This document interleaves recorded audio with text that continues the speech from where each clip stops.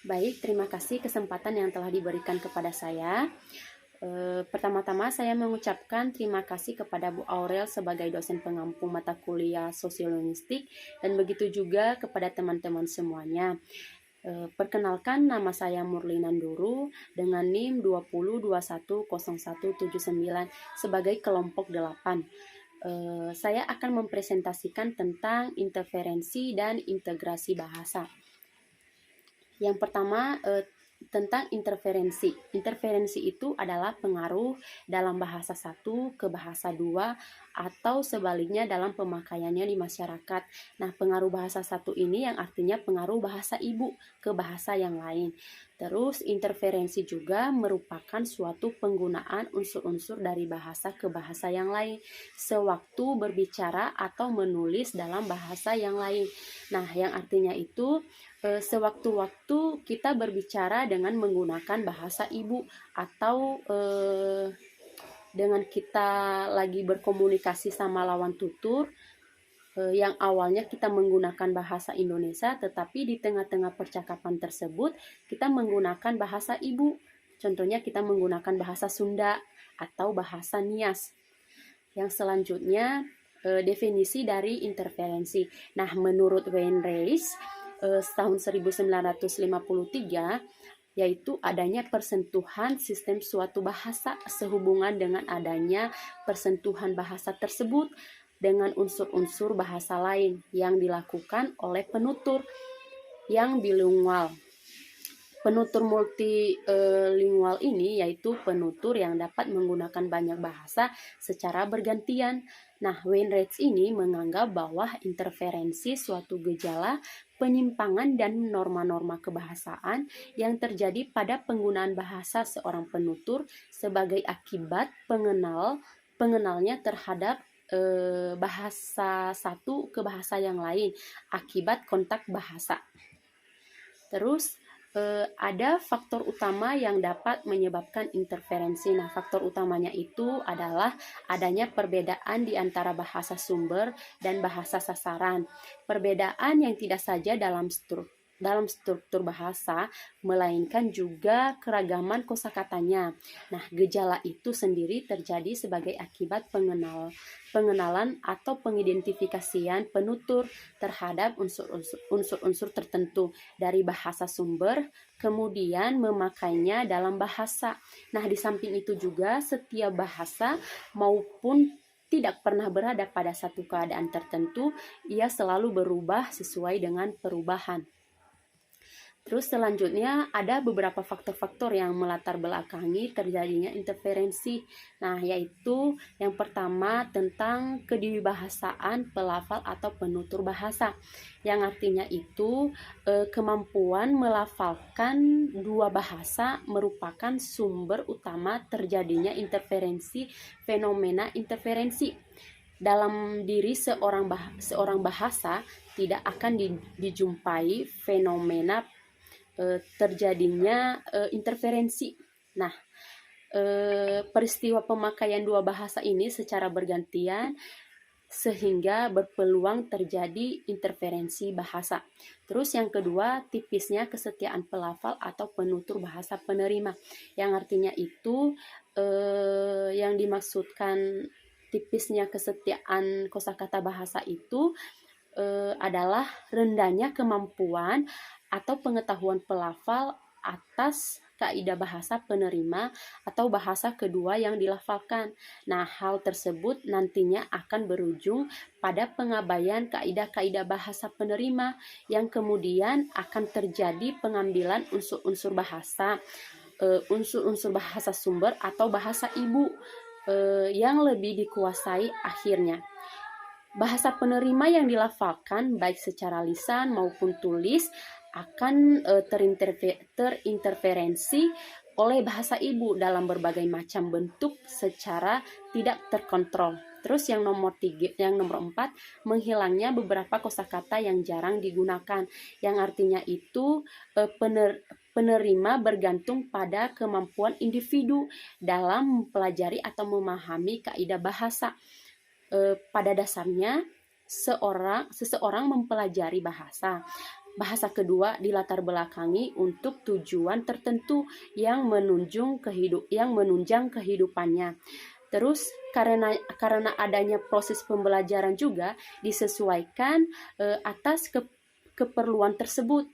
Jika individu berada dalam situasi kehidupan yang berbeda atau dunia luar, namun masih dalam koordinar bahasa kedua yang dipelajari, tentu juga akan menambah jumlah kosakata yang harus dikuasai.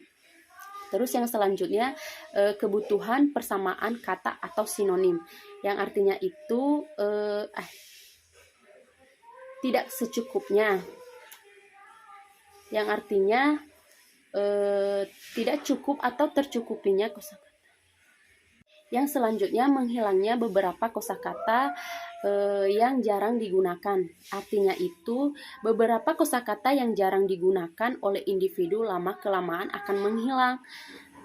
Jika hal ini terjadi, jumlah kosakata yang dikuasai oleh pelafal akan berkurang, sehingga akan mempengaruhi kemampuan dalam melafalkan bahasa, sama seperti kasus pada poin sebelumnya.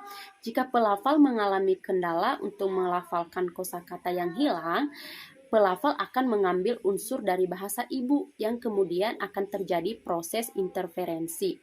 Terus yang selanjutnya tentang kebutuhan persamaan kata atau sinonim, yang artinya itu sinonim atau padanan kata yang bermakna sama merupakan sarana variasi untuk berbahasa. Penggunaan sinonim sangat penting dalam berbahasa, di mana bertujuan untuk menghindari pemakaian kata yang sama secara berulang-ulang agar tidak terjadi kejenuhan.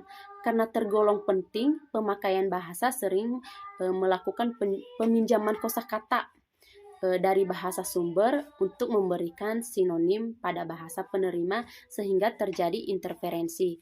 Terus yang selanjutnya tentang prestisi bahasa sumber dan gaya bahasa, yang artinya itu ada beberapa kondisi di mana pelafal menganggap bahwa kemampuan menguasai bahasa sumber merupakan sebuah prestisi.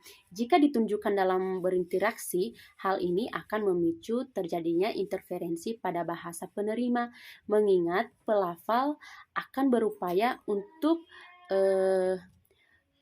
menyiapkan beberapa unsur-unsur bahasa sumber guna menunjukkan bahwa dia juga memiliki kemampuan melafalkan bahasa tersebut. Terus yang selanjutnya tentang terbawa kebiasaan bahasa ibu, yang artinya itu faktor terbawanya kebiasaan bahasa ibu terjadinya karena kurangnya kemampuan pelafal untuk berbahasa dengan bahasa penerima. Tingkat kemampuan bahasa ibu itu yang tergolong tinggi akan mempengaruhi pelafalan bahasa penerima yang tergolong lebih rendah saat menghadapi sebuah hambatan berbahasa. Terus ada jenis-jenis interferensi. Nah, jenis-jenis interferensi yang pertama interferensi fonologi, yang artinya itu pengaruh bahasa satu terhadap bahasa dua atau sebaliknya dalam bentuk produksi bahasa. Contohnya, terjadi interferensi bunyi pada kata sempat, fonemnya A menjadi E yang seharusnya adalah sempat. Contohnya, saya sempat lihat kamu di kampus, contohnya seperti begitu. Padahal penggunaan bahasa kata sempat itu salah, tetapi seharusnya sempat. Dalam kalimatnya saya sempat lihat kamu di kampus, seperti begitu. Terus contoh yang kedua, terjadinya interferensi bunyi pada kata kesal, fonemnya A menjadi E yang seharusnya itu adalah kesal. Nah, sering terjadi dalam kehidupan sehari-hari kita menggunakan kata kesel yang seharusnya itu kesal. Kadang kita mengucapkan saya itu kesal sama kamu, padahal yang seharusnya itu kesal. Jadi saya kesal sama kamu. Terus yang selanjutnya ada interferensi morfologi. Nah, interferensi morfologi itu pengaruh bahasa satu terhadap bahasa dua atau sebaliknya pada tingkat pembentukan kata. Contohnya, kata udah seharusnya sudah.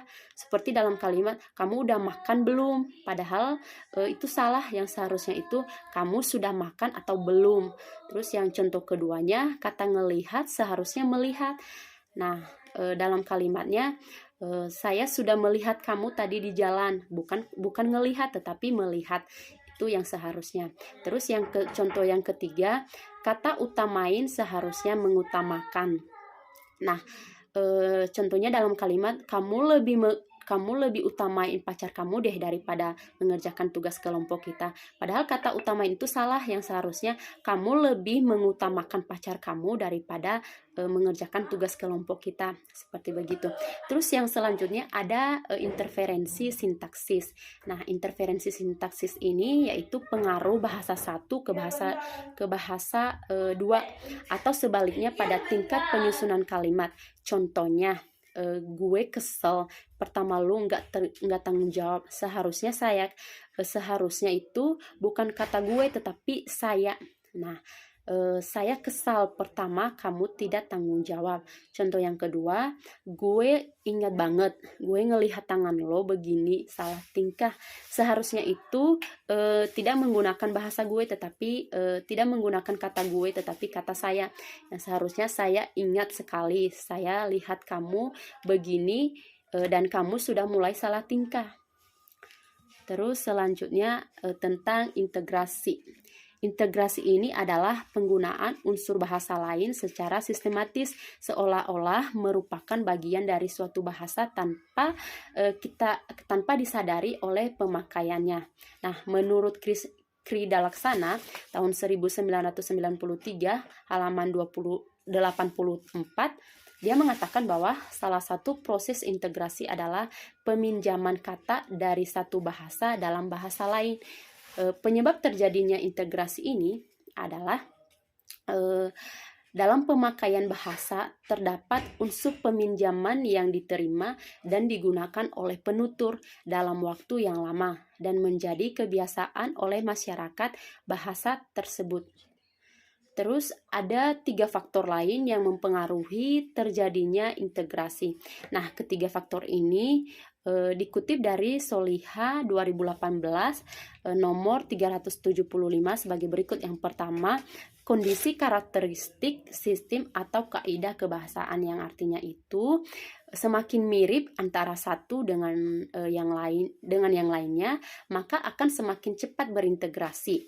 Terus yang kedua, urgensi penyerapan unsur bahasa, yang artinya itu semakin penting unsur bahasa tersebut dalam pemakaian bahasa penerima, maka semakin sering digunakan sehingga semakin cepat berintegrasi. Terus yang ketiga, sikap bahasa pada penutur bahasa penerima, yang artinya itu di mana terdapat kesetiaan, kebanggaan, dan kesadaran akan norma-norma bahasa. Nah, jika sikap bahasa tersebut semakin menurun, maka akan semakin berpeluang terjadi integrasi. Nah, selanjutnya bentuk integrasi bahasa. Nah, serupa dengan interferensi, bentuk integrasi yang terjadi dalam bahasa Indonesia didominasi oleh bahasa asing, produktif, dan beberapa bahasa daerah. Nah, ada 4 bentuk integrasi yang dikutip dari Soliha 2018 nomor 374 sampai 375 atau halaman sebagai berikut. Yang pertama itu ada integrasi audial.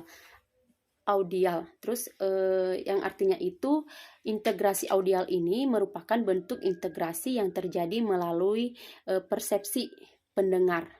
Dengan kata lain, mulanya pelafal atau pemakaian bahasa mendengar bahasa dari penutur aslinya, kemudian mencoba untuk melafalkan sesuai dengan apa yang didengar. Terus yang nomor 2, integrasi visual. Nah, integrasi visual ini merupakan bentuk integrasi yang berasal dari bentuk tulisan dalam bahasa asli yang kemudian akan diubah menurut aturan bahasa penerima. Aturan pengubahan tersebut dalam bahasa Indonesia dapat ditemukan dalam buku pedoman umum ejaan bahasa Indonesia atau PUEBI.